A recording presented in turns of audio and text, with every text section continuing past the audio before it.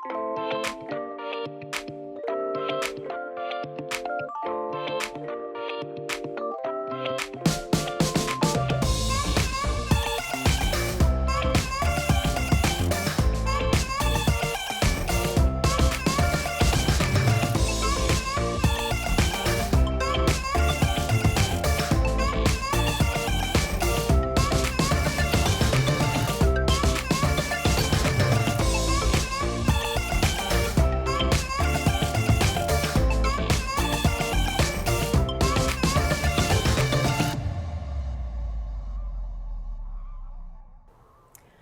I'm Pandora, and this is the Portland Makers Show. Today I have some fellow artists, and they are all from an artist co-op called Artistic Portland, of which I'm a member of also.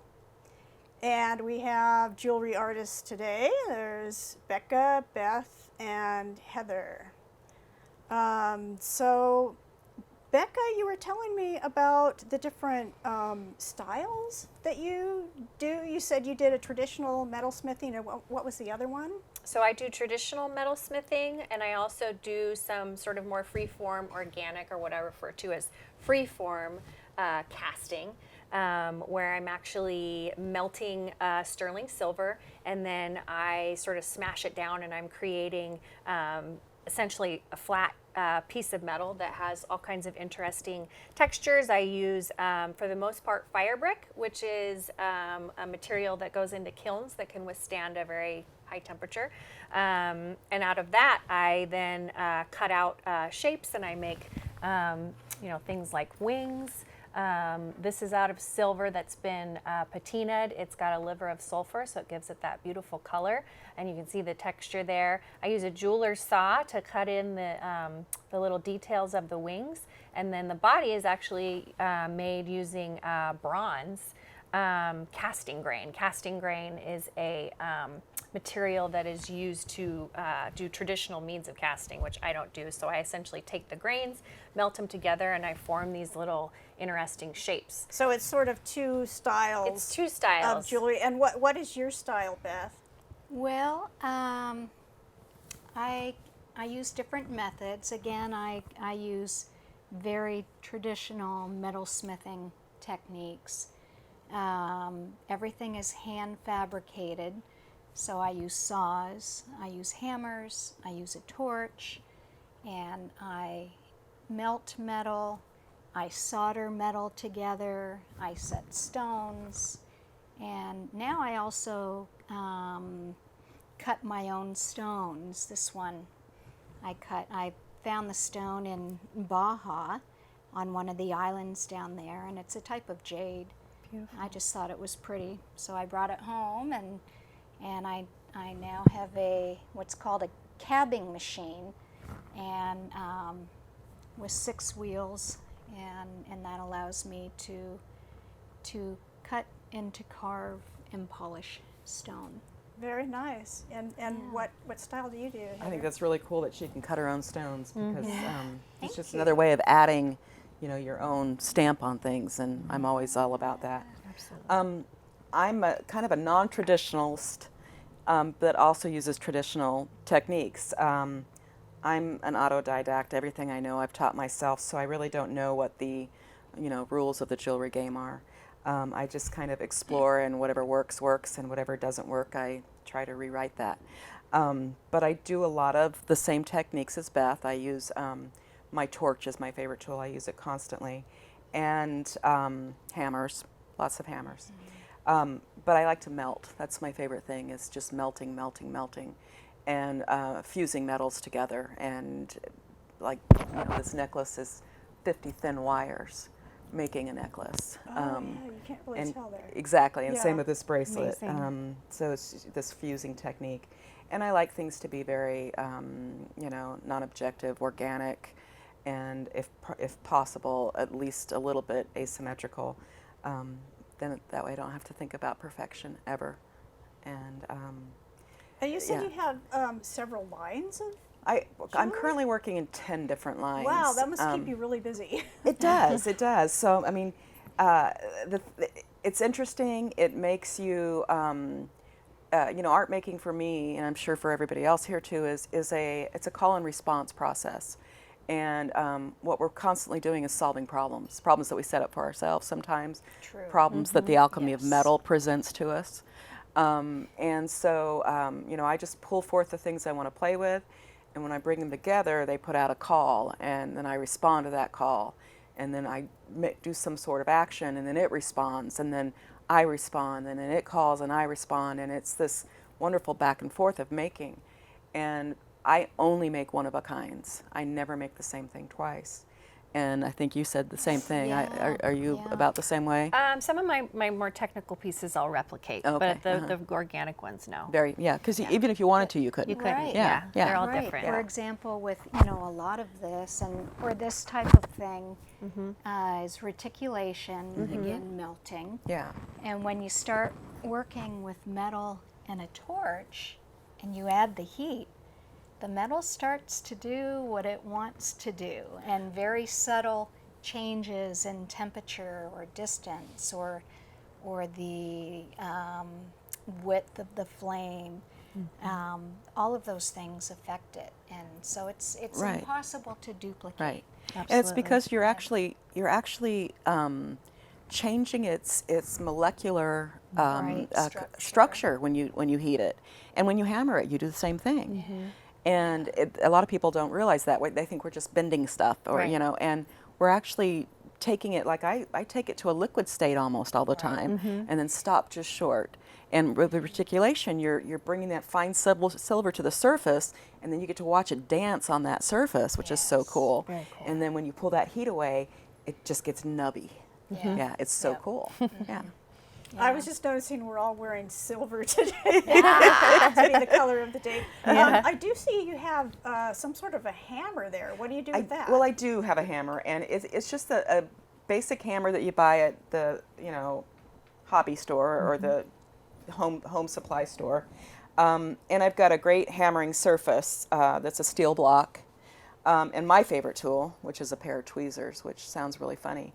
But what I have here These. is a pretty interesting design tool, I guess you would call it, So this is my scraps, and we all have scraps, and when we have scraps, we can either sell them back to somebody at a really reduced price, which is better than throwing it out, I guess. But I turn all my scraps into what's called granulation, and so and you do that with a torch. You spread them out on your heat surface, and then you put a high heat on them, and no matter what their shape is, so whether it's a little piece of wire or a chunk of metal that you cut off of something, it just kind of goes like this and starts to shake, and then it pulls into a ball.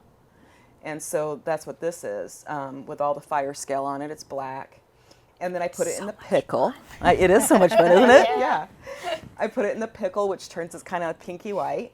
And what that does is it takes the fire scale off of, but it also takes all the polish off. So it becomes this, white kind of unattractive metal.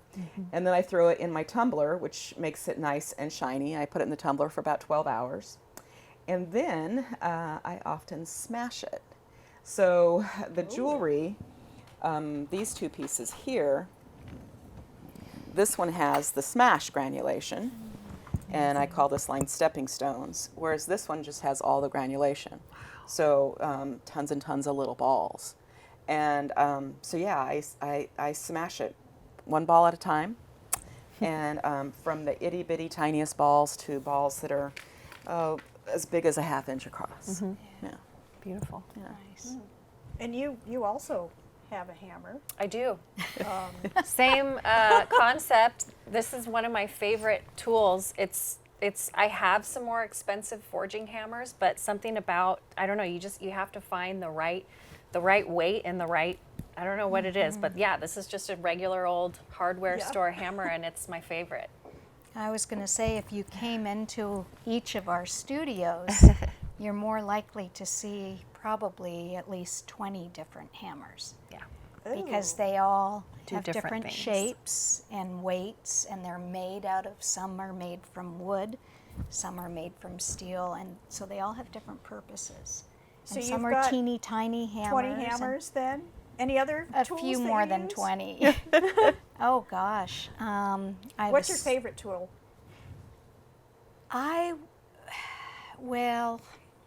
I'm going to tell you my favorite two tools. My favorite two are the torch, because I can do so many things with it, and it's called a Smith little torch, and it's a very teeny tiny thing, and it's hooked up to a tank of oxygen, another tank of propane, and they're mixed together and they come up through the torch together, and I can do little details like tiny little balls and that sort of. I call this one the tiny barbells. Beautiful. And then my other favorite tool is my flex shaft, and it's kind of like when you go to the dentist and they have the drill. It's that thing, Okay. you press the pedal and it spins, and I have probably a couple hundred different tips that you change in the flex shaft. So with that you can drill, you can polish things, you can cut things, you can make designs and things, etch things, all different things. You could sculpt the metal with it. Yeah, It's so my favorite tool too. I use it constantly, that and my torch, but probably the flex shaft I use more than anything.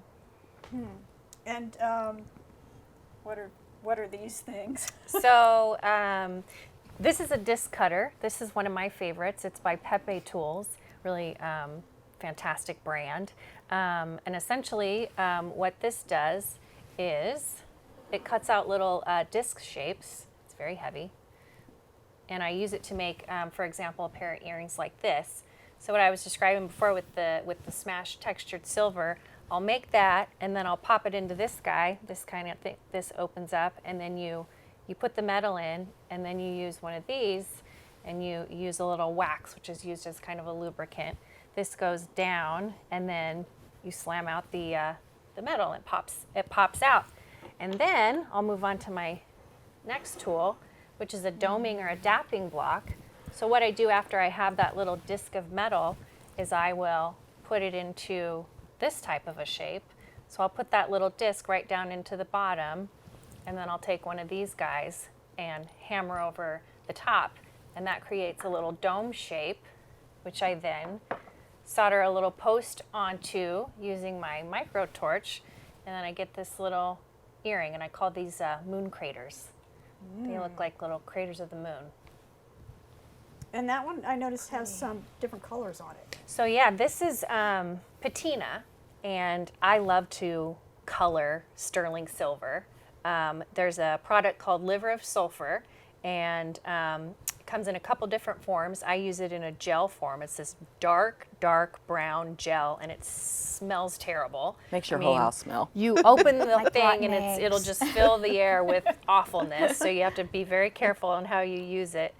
So basically, I will drop some of the gel into just water, and then I'll submerge the piece into it. Now, depending on the temperature of water you're using, it'll react quicker.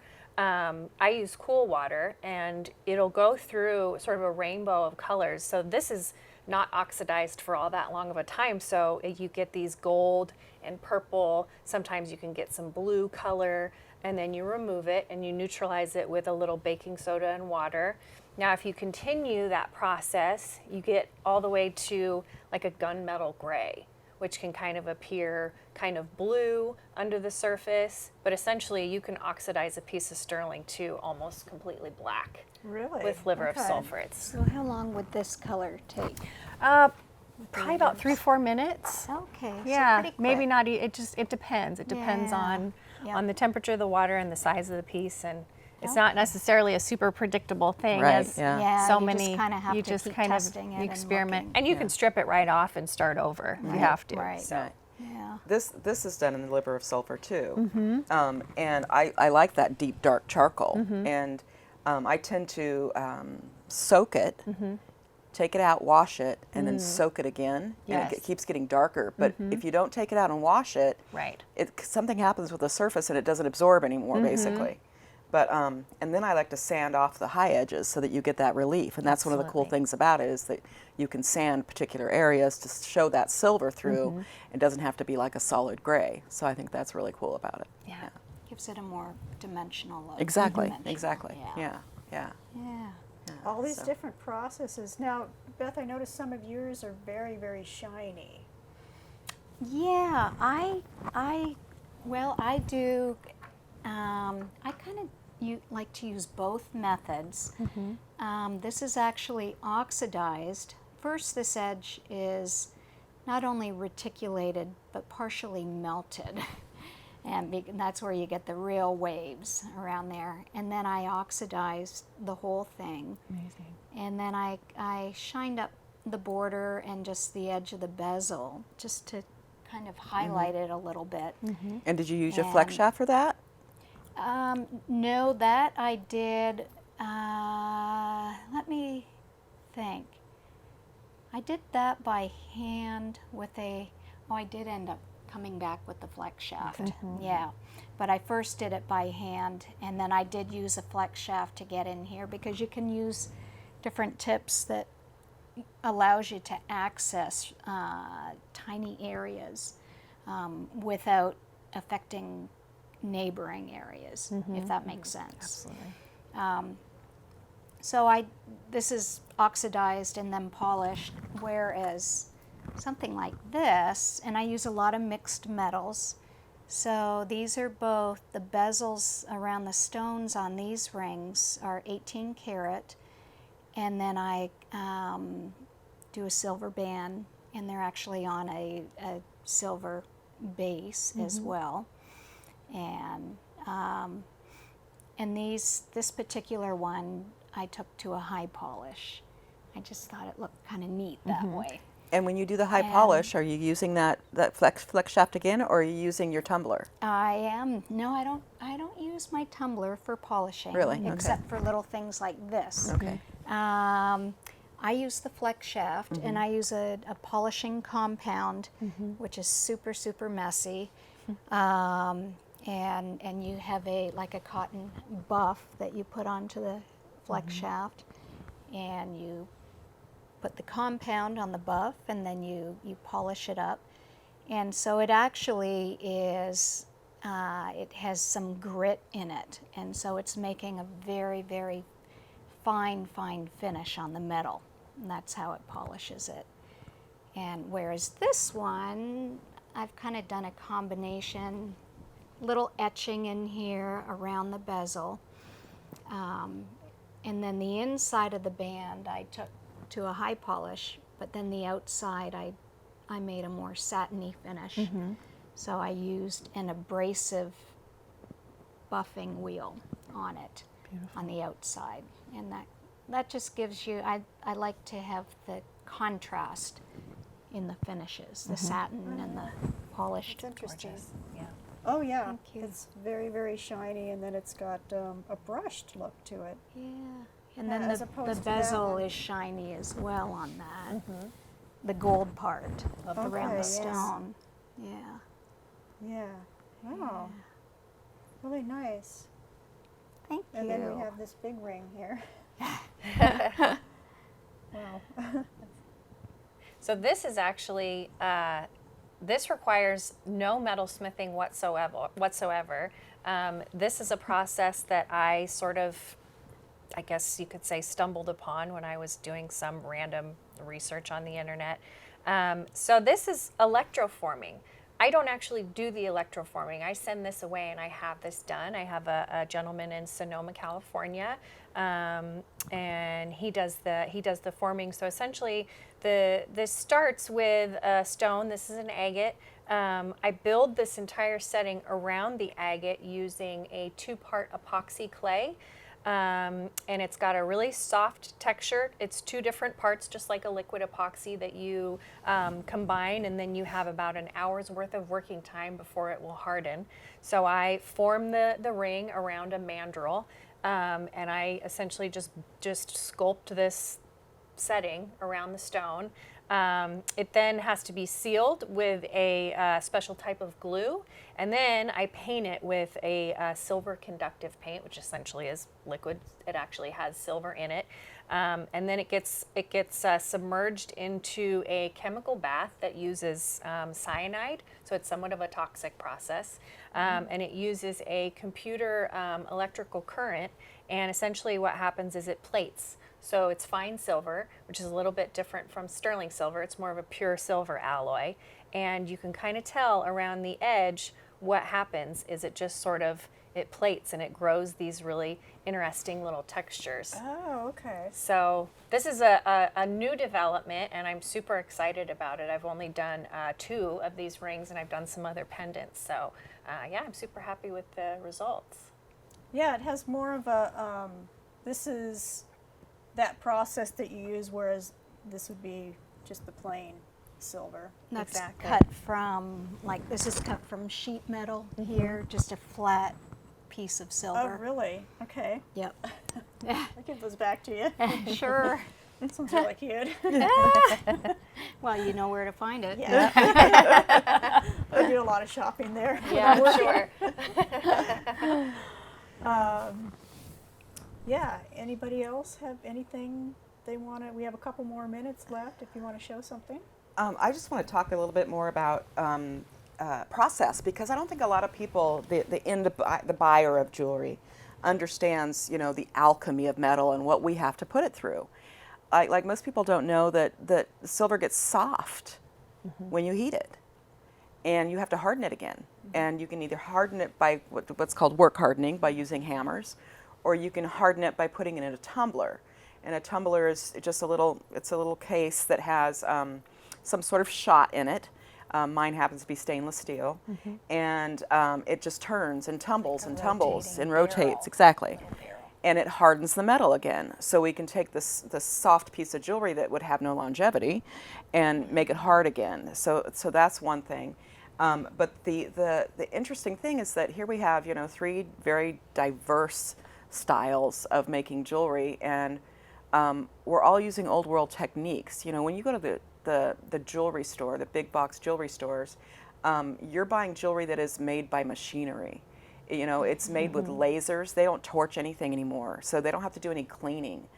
I can make a necklace in just a short period of time. Once I've got these little circles hammered and they're flattened from my granulation, I can put everything on a base and torch it in about an hour.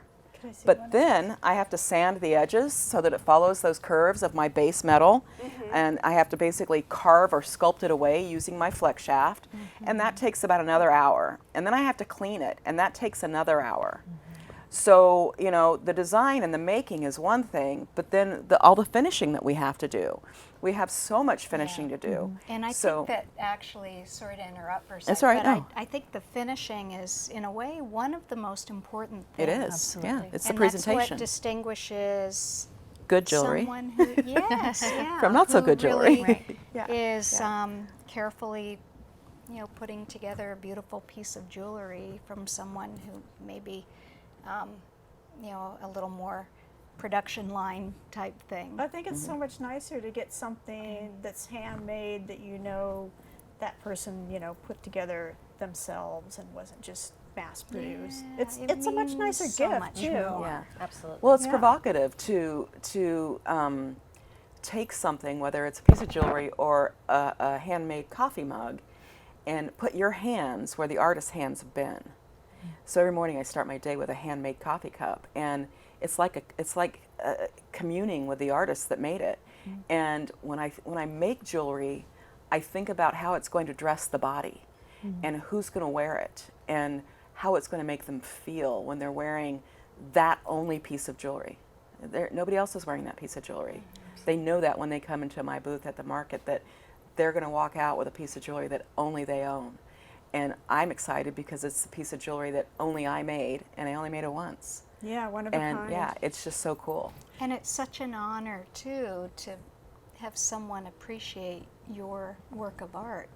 And To respond to it. know that Choose one of they really yours. love it Yeah. and, Yeah. and Yeah.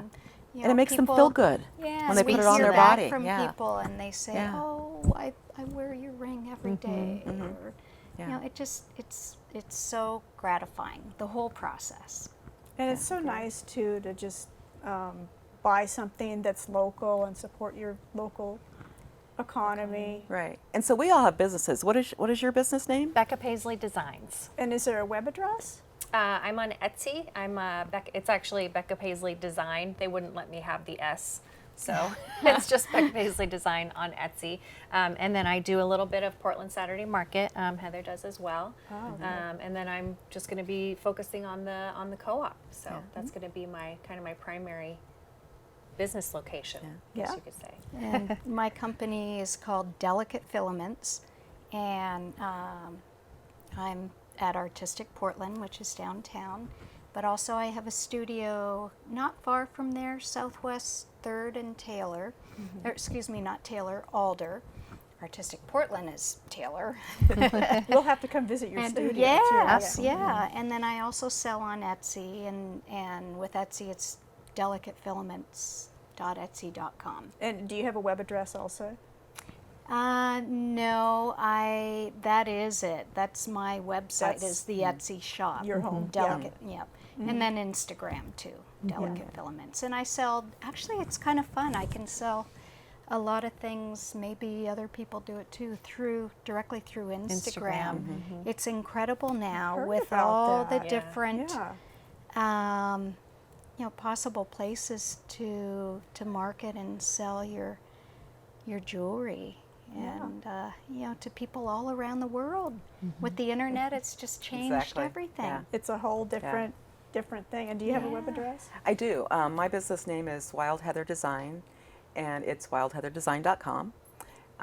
And I sell there. I also sell on Etsy with the same name. And then I'm a member of the Portland Saturday Market, so I'm there every weekend on Saturday and Sunday in booth 918 this year. And then now also a member of the co-op, and very excited about that. And I do the occasional shows too. But mostly my website when I'm not local. I don't sell as much from Etsy as I do on the site. But I get a lot of generation from Instagram. Yeah. Yes. And I don't have to Instagram. I don't have an Instagram account. I send it to my daughter, and Oh. she Instagrams for me. It's wonderful. That's how it works. That's Wow. great. Yeah, it's so nice. Well, thank you so much for being on Portland Makers. Thanks for having us. And you. we'll have to come out and visit your studio sometime. Sounds That great. would be great. Thanks so much. Thank you very much. Thank you.